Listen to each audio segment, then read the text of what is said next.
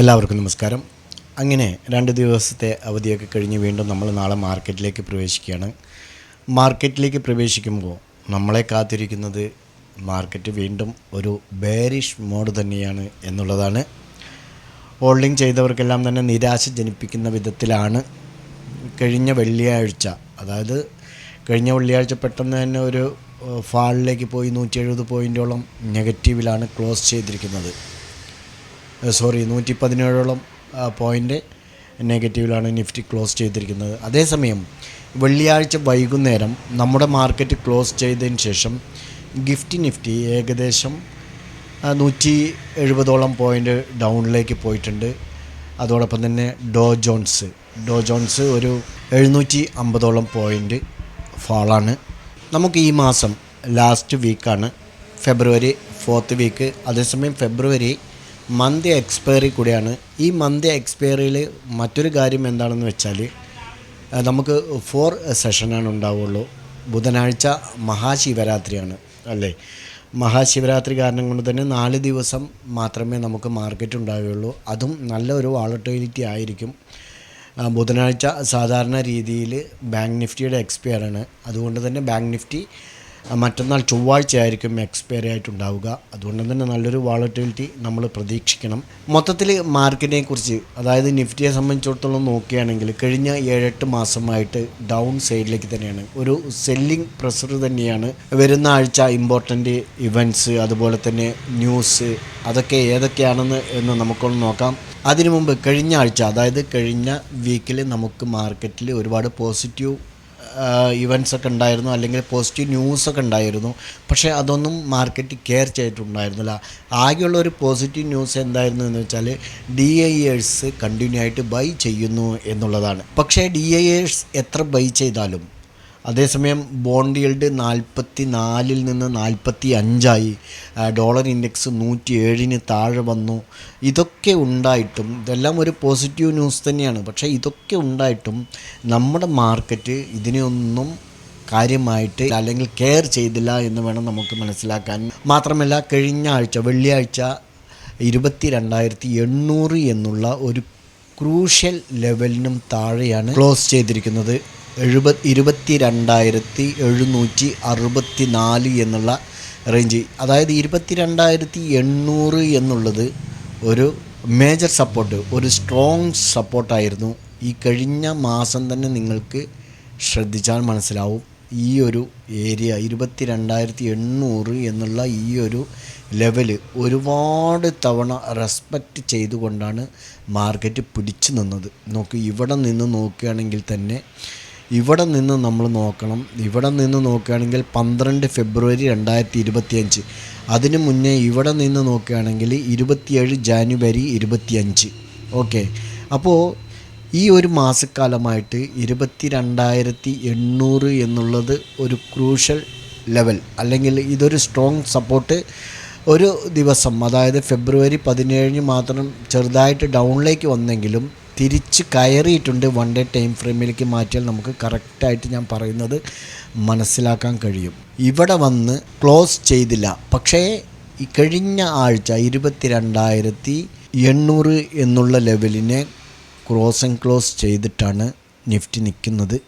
അതുകൊണ്ട് തന്നെ 22,800 എന്നുള്ള ഈ ഒരു സ്ട്രോങ് സപ്പോർട്ട്, അതിനെ ക്ലോസ് ചെയ്ത സ്ഥിതിക്ക് ഇനി നെക്സ്റ്റ് ഒരു മേജർ സപ്പോർട്ട് എന്നുള്ളത് നമുക്ക് വളരെ താഴെയാണ്. 22,000 ആ ലെവലിലൊക്കെ പോകേണ്ടി വരും.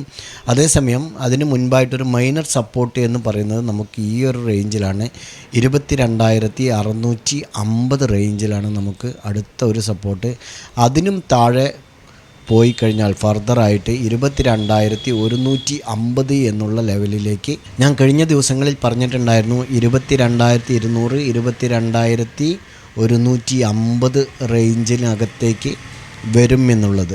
ഓക്കെ, അപ്പോൾ ഇതാണ് നെക്സ്റ്റ് ഒരു സ്ട്രോങ് സപ്പോർട്ട്, ഒരു മേജർ സപ്പോർട്ട് എന്ന് പറയുന്നത്. 22,000 കുറച്ചുകൂടെ വെച്ച് കഴിഞ്ഞാൽ 22,100 ഈ ഒരു റേഞ്ചാണ് ഇനിയൊരു മേജർ സപ്പോർട്ട് എന്ന് പറയാനുള്ളത്. ഓക്കെ, അപ്പോൾ ഇതെല്ലാം തന്നെ നമുക്ക് മാർക്കറ്റിൽ അടുത്ത ദിവസങ്ങളിലായിട്ട് ശ്രദ്ധയോടെ ട്രേഡിങ് ചെയ്യാൻ ഉള്ള ഒരു പോയിൻറ്റുകളാണ് നമ്മൾ പ്രത്യേകം ശ്രദ്ധിക്കണം. ഇതിൽ നമ്മൾ പ്രത്യേകം ശ്രദ്ധിക്കേണ്ട ഒരു കാര്യം എന്ന് പറയുന്നത് FIAC എപ്പോഴെല്ലാം ബൈ ചെയ്യുന്നു അപ്പോഴെല്ലാം മാർക്കറ്റ് ഫർദറായിട്ട് മേലെ പോവുകയും അവർ എപ്പോഴെല്ലാം സെൽ ചെയ്യുന്നു അപ്പോഴെല്ലാം മാർക്കറ്റ് ഫർദറായിട്ട് ഡൗൺ സൈഡിലേക്ക് പോകുന്നതുമാണ് നമ്മൾ കണ്ടത്. കഴിഞ്ഞ 5-8 മാസമായിട്ട് അവർ ഒരു സെല്ലിംഗ് മോഡിൽ തന്നെയാണ് ഉള്ളത്. ലാസ്റ്റ് വീക്ക് DAs അവർ മാത്രം 16,578-79 കോടി രൂപയ്ക്ക് ബൈ ചെയ്തു. പക്ഷേ അതൊന്നും മാർക്കറ്റിൽ റിഫ്ലക്റ്റ് ചെയ്തില്ല എന്നുള്ളതാണ്. ഇനി നമുക്കൊരു പോസിറ്റീവ് ന്യൂസായിട്ട് വന്നിട്ടുള്ളത് അതിന് പോസിറ്റീവ് ന്യൂസായും കണക്കാക്കാം, അതേസമയം നെഗറ്റീവ് ന്യൂസായിട്ടും വേണം കണക്കാക്കാൻ. അത് നമ്മുടെ മാർക്കറ്റിൽ എത്രത്തോളം ഇമ്പാക്റ്റ് ചെയ്യും എന്നുള്ളത് നമുക്ക് കണ്ടറിഞ്ഞേ മതിയാവൂ. കാരണം അമേരിക്കയിൽ നിന്ന് ഇമ്പോർട്ട് ചെയ്യുന്ന ചരക്കുകൾക്ക് ഉയർന്ന താരിഫാണ് കെട്ടിക്കൊണ്ടിരിക്കുന്നത്. അതേസമയം നമ്മൾ കയറ്റിവിടുന്ന സാധനങ്ങൾക്കും അതേ താരിഫ് നിർണ്ണയം തന്നെയാണ്. പക്ഷേ ഇപ്പോൾ നമ്മുടെ രാജ്യം ഈ ഇമ്പോർട്ട് ചെയ്യുന്ന അല്ലെങ്കിൽ ഇപ്പോൾ നമ്മുടെ രാജ്യം എക്സ്പോർട്ട് ചെയ്യുന്ന സാധനങ്ങൾക്ക് ഈ ഡ്യൂട്ടി കുറയ്ക്കാം എന്നുള്ള തീരുമാനത്തിലേക്ക് എത്തിയിട്ടുണ്ട്. അത് ഒരുപാട് എക്സ്പോർട്ട് ചെയ്യാൻ, അതായത് അമേരിക്കയ്ക്ക് നമ്മുടെ രാജ്യത്ത് നിന്നും ഇമ്പോർട്ട് ചെയ്യാൻ അവർക്ക് സാധിക്കും. അതോടൊപ്പം തന്നെ നമുക്ക് അമേരിക്കൻ ചരക്കുകൾ ഇമ്പോർട്ട് ചെയ്യുമ്പോൾ നമ്മൾ സ്വാഭാവികമായിട്ടും രാജ്യം ഡ്യൂട്ടി കുറയ്ക്കുമ്പോൾ അവരും അത് കുറയ്ക്കാനുള്ളൊരു സമ്മർദ്ദം അവരിലും ഉണ്ടാകും. നേരത്തെ തന്നെ ട്രംപ് അതിനൊരു സൂചനകളൊക്കെ നൽകിയിരുന്നു. നമ്മളെ സഹായിക്കുന്നവരെ നമ്മൾ തിരിച്ചും സഹായിക്കും എന്നുള്ള ഒരു സൂചനയെല്ലാം തന്നതിൻ്റെ അടിസ്ഥാനത്തിൽ നമുക്കിതിനൊരു പോസിറ്റീവ് ന്യൂസായിട്ട് എടുക്കാമെന്ന് മാത്രം. കാരണം ഒരുപാട് ഡ്യൂട്ടി കമ്മിയായി കഴിഞ്ഞാൽ, അതിൻ്റെ താരിഫ് കമ്മിയായി കഴിഞ്ഞാൽ ഒരുപാട് ചരക്കുകൾ നമുക്ക് ഇമ്പോർട്ട് ചെയ്യാൻ കഴിയുമെന്നുള്ള ഒരു പോസിറ്റീവ് ന്യൂസാണ് വന്നത്. സത്യത്തിൽ FIACൻ്റെ കയ്യിലാണ് ശരിക്കും നമ്മുടെ മാർക്കറ്റ് ഉള്ളത് എന്ന് തന്നെ സ്ട്രോങ് ആയിട്ട് പറയേണ്ടി വരും. 7,792 കോടി രൂപയുടെ സെല്ലിംഗാണ് കഴിഞ്ഞ പ്രീവിയസ് വീക്ക് അവർ ചെയ്തത്. മറ്റൊന്ന്, ഭാരതി ബ്ലാക്ക് ഡീൽ ആട്ടോ താരിഫ് 25% ഇൻക്രീസ് ചെയ്യും എന്നുള്ളത് ഒരു നെഗറ്റീവ് ന്യൂസാണ് നമുക്ക്. അതേസമയം ടെസ്ല വന്നിട്ട് നമ്മുടെ രാജ്യത്ത് ഇറക്കുമതി ചെയ്യാൻ പോകുന്നു എന്നുള്ളത് ആ ഒരു തീരുമാനത്തിലേക്ക് എത്തിയിട്ടുണ്ട്. അതേസമയം അവരുടെ വണ്ടിക്ക് ഇലക്ട്രിക് വണ്ടികളാണ്. ആ ഇലക്ട്രിക് വണ്ടിക്ക് നമ്മുടെ രാജ്യത്ത് എത്തുമ്പോൾ അത് 50 ലക്ഷം 60 ലക്ഷമാണ് കണക്കാക്കിയിരുന്നത്. പക്ഷേ ടെസ്ല പറഞ്ഞിരിക്കുന്നത് അവരുടെ സ്റ്റാർട്ടിംഗ് റേറ്റ് തന്നെ 21 ലക്ഷമാണ്. 28-30 ലക്ഷത്തിനകത്തായിരിക്കും ഈ ഇലക്ട്രിക് വാഹനം എന്നാണ് അവർ പറയുന്നത്. അത് തീർച്ചയായും നമുക്കൊരു നെഗറ്റീവ് ന്യൂസാണ്. അത് ആർക്കാണ് നെഗറ്റീവ് ന്യൂസ് എന്ന് പറഞ്ഞാൽ M&M, ടാറ്റ മോട്ടോഴ്സ്, ഈ 2 കമ്പനികളെയാണ് പൂർണ്ണമായും ബാധിക്കുക. കാരണം ഇപ്പോൾ മഹീന്ദ്ര വന്നിട്ട് 25-30 ലാക്ക് രൂപയെല്ലാം അവരുടെ വണ്ടികൾക്ക്, ഇലക്ട്രിക് വാഹനങ്ങൾക്ക് വരുന്നുണ്ട്. അപ്പോൾ ഇങ്ങനെയാവുമ്പോൾ ടെസ്ല തന്നെ ഈ റേറ്റിന് കിട്ടും എന്നുള്ളത് കൊണ്ട് ഈ വലിയ ബിസിനസ്സുകാരെല്ലാം തന്നെ ആ ടെസ്ലയിലേക്ക് മാറും എന്നുള്ള കാര്യം ഇവിടെ വരാൻ സാധ്യതയുണ്ട്. അതുകൊണ്ട് തന്നെ അത് M&Mനെ സ്വാധീനിക്കും. അത് ആ ഒരു വാർത്ത തന്നെയാണ് ശരിക്കും കഴിഞ്ഞ വെള്ളിയാഴ്ച M&M വളരെയധികം ഡൗൺ സൈഡിലേക്ക് പോകുന്നതായിട്ട് നമ്മൾ കണ്ടത്. 175-180 പോയിൻറ്റോളം മൈനസിലാണ്. 6% കഴിഞ്ഞ വെള്ളിയാഴ്ച മാത്രം M&M ഇടിഞ്ഞത്. അപ്പോൾ അത് നമ്മൾ പ്രത്യേകം ശ്രദ്ധിക്കേണ്ട ഒരു കാര്യം തന്നെയാണ്. അതേപോലെ ഫെഡ് മീറ്റിംഗ് മിനിറ്റ്സ് വന്നു, അതിലൊരു പോസിറ്റീവ് ന്യൂസും ഉണ്ടായിരുന്നില്ല. മാത്രമല്ല റേറ്റ് കട്ടിങ്ങുമായി ബന്ധപ്പെട്ട് ഞങ്ങൾ ഒന്നും തന്നെ റിപ്പോർട്ട് ചെയ്തിട്ടില്ല, അല്ലെങ്കിൽ റേറ്റ് കട്ടിങ്ങിനെ സംബന്ധിച്ചുള്ള ഒരു വിവരവും നമ്മൾ ഇതുവരെ അപ്ഡേറ്റ് ചെയ്തിട്ടില്ല എന്നുള്ള ഒരു ന്യൂസ് കൂടെ ഫെഡിൻ്റെ ഭാഗത്ത് നിന്ന് വന്നിട്ടുണ്ട്. അതും ഒരു നെഗറ്റീവ് ന്യൂസ് തന്നെയാണ്. അടുത്തത് ജപ്പാൻ്റെ ഇൻഫ്ലേഷൻ ഡാറ്റ വരും. നിലവിൽ 31% അത് 40-ന് മുകളിൽ ആൾറെഡി അത് കൂടുതലാണ്. 31% എന്ന് പറയുന്നതിന് കൂടുതലാണ്. വീണ്ടും ഇൻക്രീസ് ചെയ്യുന്നു എന്ന് പറയുമ്പോൾ അതിനെ നമ്മൾ ഒന്ന് ഫോക്കസ് ചെയ്യേണ്ടതുണ്ട്. അടുത്തത് ചൈനയിൽ നിന്നൊരു ബാഡ് ന്യൂസ് വന്നിട്ടുണ്ട്. അതായത് അവിടെ പാൻഡമിക് കൊറോണ കൊറോണ വീണ്ടും പൊട്ടിപ്പുറപ്പെടും. അതിൻ്റെ ഡീറ്റെയിൽസ് ന്യൂസൊന്നും കാര്യമായിട്ട് വന്നിട്ടില്ല. പക്ഷേ അത് അനിമൽസിൽ നിന്നാണ് സ്പ്രെഡാവുന്നത്, വളരെ വേഗത്തിൽ സ്പ്രെഡാകുന്ന ഒരു വൈറസാണ് എന്നുള്ളത് പറയുന്നുണ്ട്. ഈ ഒരു ന്യൂസ് വന്നതുകൊണ്ടാണ് അമേരിക്കയിലെ ഡോ ജോൺസ് അതുപോലെ നാസ്ഡാക്ക് എല്ലാം ഇത്രത്തോളം ഇടിഞ്ഞത് എന്നുള്ളൊരു ശ്രുതി കൂടെ ഇതിനോടൊപ്പം വരുന്നുണ്ട്. ഏതായിരുന്നാലും അതും നമ്മൾ കറക്റ്റായിട്ട് വാച്ച് ചെയ്യേണ്ട ഒരു കാര്യം തന്നെയാണ്. ഇനി നാളെ തിങ്കളാഴ്ച യൂറോപ്പ് യൂണിയൻ്റെ ഇൻഫ്ലേഷൻ ഡാറ്റ വരുന്നുണ്ട്. പിന്നെ ചൊവ്വാഴ്ച, ബുധനാഴ്ച ഒഴിവാണ്. ബുധനാഴ്ച നമ്മുടെ ഇന്ത്യൻ മാർക്കറ്റിന് മാത്രമേ ഒഴിവുള്ളൂ. അതേസമയം അടുത്ത വ്യാഴാഴ്ച US-ൻ്റെ GDP initial jobless claim data വരുന്നുണ്ട്. അതും നമ്മൾ ശ്രദ്ധിക്കണം. വെള്ളിയാഴ്ച നമ്മുടെ രാജ്യത്തിൻ്റെ ഇന്ത്യയുടെ GDP ഡാറ്റ വരുന്നുണ്ട്. ഇപ്പോൾ കഴിഞ്ഞത് 54%, ഫോർകാസ്റ്റ് 63% കണക്കാക്കുന്നത്. അതേപോലെ തന്നെ നിഫ്റ്റി 50-ൽ കുറച്ച് ചേഞ്ചുകൾ വരാനിരിക്കുകയാണ്. അതായത് നിഫ്റ്റി 50-ലുള്ള 50 സ്റ്റോക്കുകളിൽ നിന്ന് ബ്രിട്ടാനിയയും അതേപോലെ തന്നെ BPCL ഭാരത് പെട്രോളിയം അതും എടുക്കുകയാണ്. അതിൽ നിന്ന് എടുത്ത് അതിലേക്ക് മറ്റേ പുതിയ രണ്ടെണ്ണത്തിന് സൊമാറ്റോയെയും അതുപോലെ തന്നെ ജിയോ ഫിനാൻസിനെയും ഇൻക്ലൂഡ് ചെയ്യുകയാണ്. ഇതിൽ നിന്ന് എന്താണ് ബെനിഫിറ്റ് എന്ന് പറഞ്ഞാൽ $700 മില്യൺ ഇൻഫ്ലോ ആവുമെന്നാണ് പറയുന്നത്. മാർക്കറ്റിൽ വരുമ്പോൾ 700 അല്ല 600ഓളം ഇൻഫ്ലോ ആവുമെന്നാണ് പറയുന്നത്. കാരണം ബ്രിട്ടാനിയ ഇപ്പോൾ നിലവിൽ $260 മില്യൺ, BPCL വന്നിട്ട് $240 മില്യൺ. അതേസമയം സൊമാറ്റോ വന്നിട്ട് $700 മില്യൺ, അതേസമയം ജിയോ ഫിനാൻസ് വന്നിട്ട് $400 മില്യൺ ഇൻഫ്ലോ ആവും. അപ്പോൾ 700, 400, 1100. ഇതിൽ ബ്രിട്ടാനിയയും BPCL-ഉം 240, 260, 500 പോയി കഴിഞ്ഞാൽ ഈ 1100-ൽ നിന്ന് 500 പോയി കഴിഞ്ഞാൽ വീണ്ടും 600 ഇൻക്രീസ് ആവുകയാണ്. $600 മില്യൺ നമ്മുടെ ഇന്ത്യൻ മാർക്കറ്റ് നിഫ്റ്റി 50-ൽ ഇൻഫ്ലോ ആവുകയാണ്, ഇൻക്ലൂഡ് ആവുകയാണ്, കൂടുതലാവുകയാണ്. അപ്പോൾ അതുകൊണ്ട് തന്നെ അതൊരു പോസിറ്റീവ് ന്യൂസാണ്. ഇതിൽ എന്താണ് ഇത് ഇങ്ങനെ ചെയ്യുന്നത് എന്ന് വെച്ച് കഴിഞ്ഞാൽ നിലവിൽ നിഫ്റ്റിയുടെ PNB അതായത് പ്രൈസ് ഏണിംഗ് റേഷൻ അത് വന്നിട്ട് 204 204. അത് വളരെ കുറവാണ്. അതായത് ഒരു സ്റ്റേബിൾ അല്ലാത്ത രീതിയിലാണ് മാർക്കറ്റ് എന്നുള്ളത്, നിഫ്റ്റി എന്നുള്ളത് പുറത്തുള്ളവർക്ക്, വിദേശീയർക്ക് അങ്ങനെ ഒരു തോന്നൽ ഉണ്ടാവാതിരിക്കാൻ വേണ്ടി ഇപ്പോൾ സൊമാറ്റോയുടെ $335 മില്യൺ, അതായത് PNE റേറ്റും അതേപോലെ ജിയോ ഫിനാൻസിൻ്റെ 92, ഇത് രണ്ടും ചേർന്ന് കഴിഞ്ഞാൽ നിഫ്റ്റി 204 എന്നുള്ളത് 224 വരികയും അത് നമ്മുടെ നിഫ്റ്റിക്ക് കൂടുതൽ കരുത്ത് പകരുകയും, അപ്പോൾ നിഫ്റ്റി ഒരു സ്റ്റേബിളായ ലെവലിലാണ്, അതിന് താഴെ വന്നിട്ടില്ല എന്നുള്ളത് മറ്റുള്ള രാജ്യങ്ങൾക്ക് അത് അറിയുകയും നിഫ്റ്റി ഒരിക്കലും തകരില്ല എന്നുള്ള ഒരു ലെവലിലേക്ക് വരുത്തുന്നതിനു വേണ്ടിയാണ് ഇങ്ങനെ ചെയ്യുന്നത് എന്നുള്ളതാണ് അറിയാൻ കഴിഞ്ഞത്. ഏതായിരുന്നാലും അത് വരും ദിവസം, അതായത് മാർച്ചിലാണ് അത് നടക്കുന്നത്. മാർച്ച് ഫസ്റ്റ് വീക്ക് അങ്ങാണ്ടാണ്. ഇനി ഗ്ലോബൽ മാർക്കറ്റിലേക്ക് വരികയാണെങ്കിൽ കഴിഞ്ഞ മാസം US-ലെ ഡോ ജോൺസിനെ വെച്ച് നോക്കുകയാണെങ്കിൽ ഡോ ജോൺസ് കഴിഞ്ഞ നവംബറിൽ ഏകദേശം 45,000 എന്ന ആൾ ടൈം ഹൈയിലേക്ക്, 52 വീക്ക് ഹൈയിലേക്ക് എത്തി. പക്ഷേ അത് പിന്നീട് ട്രംപ് വന്നതിന് ശേഷം അല്പം കുറഞ്ഞ് ഇപ്പോൾ വീണ്ടും 45,000-ലേക്ക് എത്തി. 45,000-ലേക്ക് എത്തിയതിന് ശേഷം ഇപ്പോൾ അത് അല്പാൽപമായിട്ട് കുറഞ്ഞ് ഇപ്പോൾ 43,000 എന്നുള്ള ഒരു റേഞ്ചിലാണ് ഉള്ളത്. അപ്പോൾ മാർക്കറ്റ്, US മാർക്കറ്റ് കയറിക്കൊണ്ടിരിക്കുമ്പോഴും നമ്മുടെ ഇന്ത്യൻ മാർക്കറ്റ് ഡൗൺ ആയിക്കൊണ്ടിരിക്കുകയാണ് ചെയ്തിരുന്നത്. പക്ഷേ ഇപ്പോൾ US മാർക്കറ്റും ഡൗണിലേക്ക് വന്നു. ഫർദർ അതിൻ്റെ ചുവട് പിടിച്ചുകൊണ്ട് നമ്മുടെ ഇന്ത്യൻ മാർക്കറ്റും ഡൗൺ സൈഡിലേക്ക് തന്നെ വരാനുള്ള സാധ്യതകളാണ് കൂടുതലായും നമുക്ക് കാണാൻ കഴിയുന്നത്. അതുകൊണ്ട് തന്നെ വരും ദിവസങ്ങളിലും വീണ്ടും നമ്മൾ ഒരു ഷോർട്ട് കവറിങ്ങിലേക്ക് വന്നിട്ടില്ല മാർക്കറ്റ്. നെക്സ്റ്റ് വീക്കിനെ സംബന്ധിച്ചിടത്തോളം 4 ദിവസമേ നമുക്ക് മാർക്കറ്റുള്ളൂ. അതും ശ്രദ്ധിക്കണം. ഹൈ വോളറ്റിലിറ്റി ആയിരിക്കും. മന്ത്ലി എക്സ്പയറിയാണ്.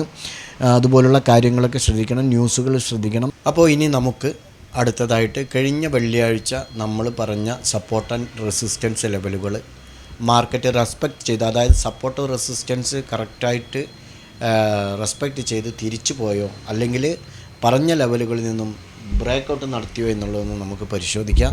ആദ്യമായിട്ട് നിഫ്റ്റി തന്നെ നമുക്ക് നോക്കാവുന്നതാണ്.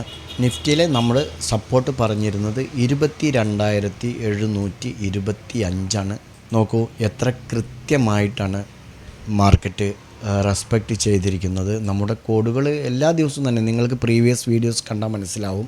ഒന്നില്ലെങ്കിൽ അതിനെ കറക്റ്റായിട്ട് സപ്പോർട്ട് എടുക്കുകയോ അല്ലെങ്കിൽ റെസിസ്റ്റൻസ് എടുക്കുകയോ ചെയ്തിട്ട് തിരിച്ചു പോകാം. അതല്ലെങ്കിൽ കൺസിഡറായിട്ട് ബ്രേക്കൗട്ട് നടത്തി ഡൗൺ സൈഡിലേക്കോ അപ്പ് സൈഡിലേക്കോ ഒരു റാലി പോകുന്ന ഒരു രീതിയാണ് നമ്മുടെ ലെവലുകളിൽ നിന്ന് നമ്മൾ ഇത്ര ദിവസമായിട്ട് നിങ്ങൾക്ക് കാണാൻ കഴിഞ്ഞിട്ടുണ്ടാവുക എന്ന് പ്രതീക്ഷിക്കുന്നു. ഇപ്പോൾ നോക്കൂ 22,725 താഴെ 25 നമ്മൾ സപ്പോർട്ട് പറഞ്ഞത്. അതിനെ കറക്റ്റായിട്ട് റെസ്പെക്റ്റ് ചെയ്ത് തിരിച്ച് മുകളിലേക്ക് അല്പം പോയിട്ടുണ്ട്. അതുകൊണ്ട് തന്നെ നിഫ്റ്റിയിൽ നമുക്ക് സപ്പോർട്ട് ആൻഡ് റെസിസ്റ്റൻസ് രണ്ടും ബ്രേക്കൗട്ട് നടത്തിയിട്ടില്ല. അടുത്തത് ബാങ്ക് നിഫ്റ്റിയിലേക്ക് വരുമ്പോൾ ബാങ്ക് നിഫ്റ്റിയിൽ നമ്മൾ 49,106 ഒരു സപ്പോർട്ടായിട്ട് പറഞ്ഞിരുന്നത്. 49,106.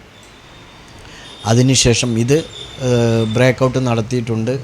അങ്ങനെയാണെങ്കിൽ ഇവിടെ ഇതിൽ നിന്ന് നമ്മൾ ഡൗൺ സൈഡിലേക്ക് മെഷർമെൻ്റ് എടുക്കുകയാണെങ്കിൽ ഏകദേശം 300 പോയിൻറ്റിനടുത്ത് ഡൗൺ സൈഡിലേക്ക് വന്നിട്ടുണ്ട്. അതേസമയം റെസിസ്റ്റൻസ് ലൈനിലേക്ക് പോകേണ്ടി വന്നിട്ടില്ല. അപ്പോൾ നമുക്ക് ബാങ്ക് നിഫ്റ്റിയെ സംബന്ധിച്ചിടത്തോളം നമ്മൾ ഗ്രീനാണ് നമ്മുടെ കണക്ക് പ്രകാരം. ഇനി സെൻസെക്സിലേക്ക് വരികയാണെങ്കിൽ സെൻസെക്സിൽ സപ്പോർട്ടായിട്ട് 75,300 പറഞ്ഞിരുന്നത്. 75,300 പറഞ്ഞ സ്ഥിതിക്ക് അത് ക്രോസ് ആൻഡ് ക്ലോസ് ചെയ്തിട്ടുണ്ട്. അങ്ങനെയാണെങ്കിൽ നമ്മൾ ഇവിടെ നിന്നും മെഷർമെൻ്റ് എടുക്കുകയാണെങ്കിൽ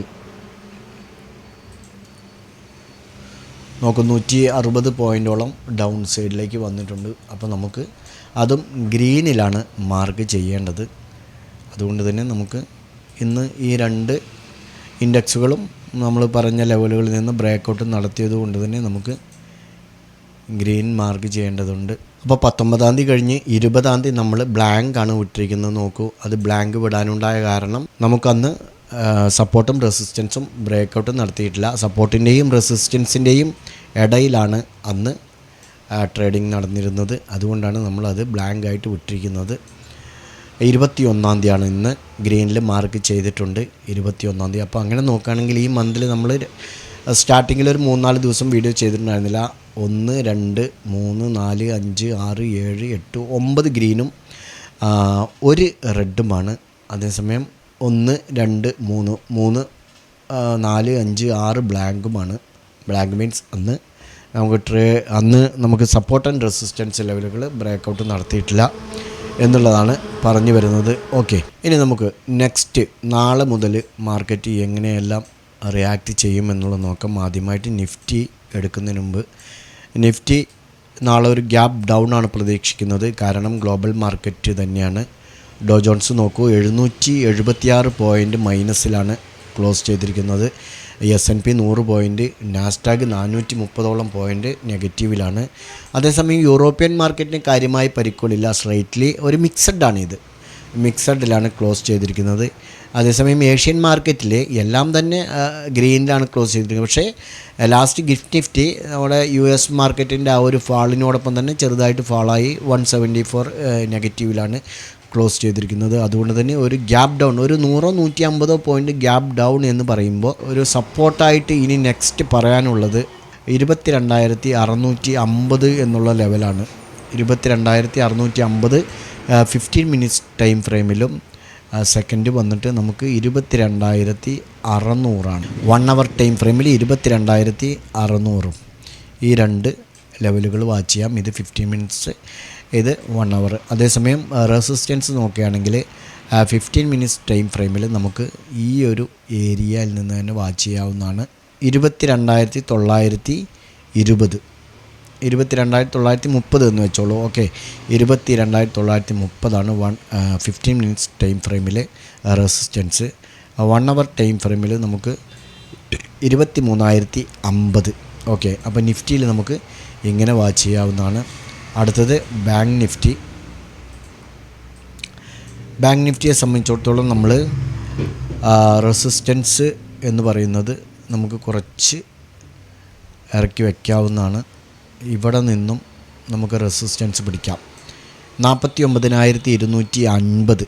ഓക്കെ, അതേസമയം സപ്പോർട്ട് 15 മിനിറ്റ്സ് ടൈം ഫ്രെയിമിൽ നമുക്ക് ഇതാണ് സപ്പോർട്ടായിട്ട് ആക്ട് ചെയ്യുക. പക്ഷേ നാളെ ഒരു ഗ്യാപ്പ് ഡൗൺ ആയതുകൊണ്ട് നമുക്ക് 15 മിനിറ്റ് ടൈം ഫ്രെയിമിൽ ഒരു പക്ഷേ നാളെ ഒരു പോസിറ്റീവ് ന്യൂസോ എന്തെങ്കിലും വന്നിട്ട് മാർക്കറ്റ് സ്ലൈറ്റ്ലി ഫ്ലാറ്റായിട്ടോ അല്ലെങ്കിൽ ചെറുതായിട്ട് പോസിറ്റീവിലോ ഓപ്പൺ ചെയ്യുകയാണെങ്കിൽ തന്നെ നമുക്ക് അത് നോക്കേണ്ട ആവശ്യമില്ല. അതുകൊണ്ട് നമുക്ക് സപ്പോർട്ട് ആൻഡ് റെസിസ്റ്റൻസ് കറക്റ്റ് ഇതിനനുസരിച്ച് നാളെ ഗ്യാപ്പ് ഡൗണോ ഗ്യാപ്പ് അപ്പോ ആയിക്കോട്ടെ, പക്ഷെ നമുക്ക് നമ്മുടെ ലെവലുകൾ കറക്റ്റായിട്ട് വരയ്ക്കാം. 48,700 നമുക്ക് 15 മിനിറ്റ്സ് ടൈം ഫ്രെയിമിൽ ബാങ്ക് നിഫ്റ്റിയിൽ വാച്ച് ചെയ്യാവുന്നതാണ്.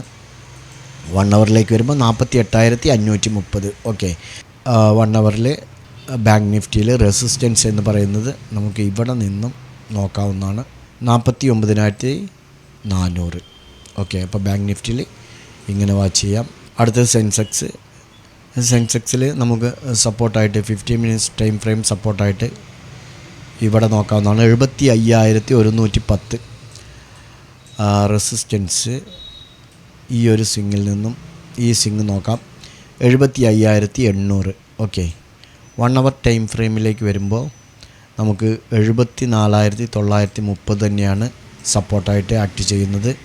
റെസിസ്റ്റൻസ് നമുക്ക് കുറച്ച് ഇറക്കി വയ്ക്കാം 76,090. ഓക്കെ, അപ്പോൾ സെൻസെക്സിൽ ഇങ്ങനെയും വാച്ച് ചെയ്യാം. ഈ 3 ഇൻഡെക്സുകളും നിങ്ങളുടെ ട്രേഡിംഗ് പ്ലാറ്റ്ഫോമിൽ ആഡ് ചെയ്യുക. ഈ സപ്പോർട്ട് ആൻഡ് റെസിസ്റ്റൻസ് ലെവലുകൾ കറക്റ്റായിട്ട് വരയ്ക്കുക. വരച്ചിട്ട് നാളെ സപ്പോർട്ടോ അല്ലെങ്കിൽ റെസിസ്റ്റൻസോ കറക്റ്റായിട്ട് റെസ്പെക്റ്റ് ചെയ്ത് തിരിച്ച് വരുന്നുണ്ടോ എന്നുള്ളത് നോക്കുക. അതേസമയം തിരിച്ച് വരാതെ ബ്രേക്ക് ഔട്ട് നടത്തി ഫർദറായിട്ട് അപ്പ് സൈഡിലേക്കോ ഡൗൺ സൈഡിലേക്കോ പോകുന്നുണ്ടോ എന്നുള്ളത് നിങ്ങൾ നോക്കി പഠിക്കുക. ഞങ്ങളുടെ വീഡിയോ എഡ്യൂക്കേഷൻ പർപ്പസിന് വേണ്ടി മാത്രമാണ്. നാളെ മറ്റൊരു വീഡിയോയുമായി വീണ്ടും കാണാം. ബൈ.